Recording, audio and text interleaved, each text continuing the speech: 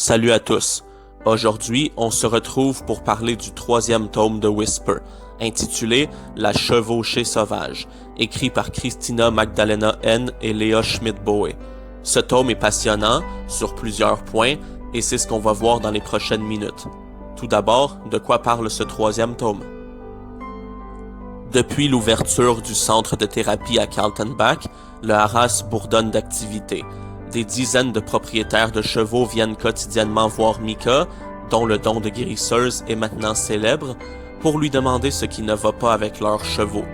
Le haras revit et tous s'en réjouissent. Tous, sauf une. Car Mika ne partage pas l'enthousiasme général. Elle regrette le temps où le haras était plus tranquille, où elle était libre de faire de longues balades avec Whisper sans avoir à s'enquérir des problèmes des chevaux de parfaits inconnus. Une tragédie survient alors et bouleverse tous les habitants du haras. Mika a alors une révélation. Tout lui paraît si clair. Elle doit se rendre au pays natal de Whisper pour éclaircir le mystère entourant ses origines.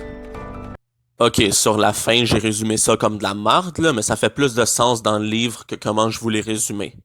Sinon, que vaut ce troisième tome?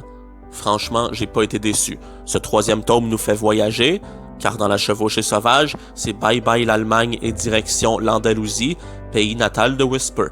L'histoire de ce troisième tome est passionnante à suivre. Les péripéties que traverse Mika sont toutes intéressantes. De toute façon, vous le savez déjà si vous avez vu cette chronique précisément, je suis très bon public avec les histoires qui ont pour thème le voyage vers l'inconnu, et bien que dans ce troisième tome, le temps de voyage du point A, l'Allemagne, au point B, l'Andalousie, soit décrit relativement rapidement, eh bien ça n'empêche guère le fait que suivre Mika durant ce voyage m'a grandement plu. Voilà.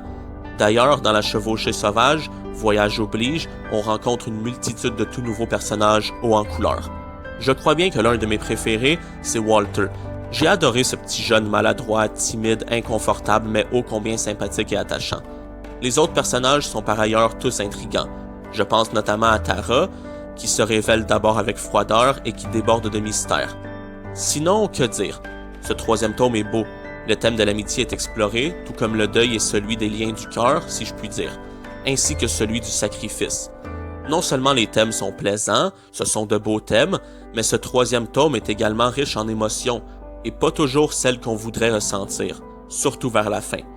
La fin est déplaisante, cohérente et émouvante.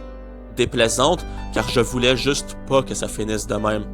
Mais bon, c'était pour le mieux. Cohérente et émouvante, oui, car bien que ça fait mal à admettre, il fallait que ça finisse comme ça. Finir autrement n'aurait été qu'une piètre esquive des auteurs pour ne pas trop bouleverser leur lectorat. C'est une excellente fin, qui ose ébranler émotionnellement son lectorat. Cette fin est touchante et elle ne m'a pas laissé de marbre.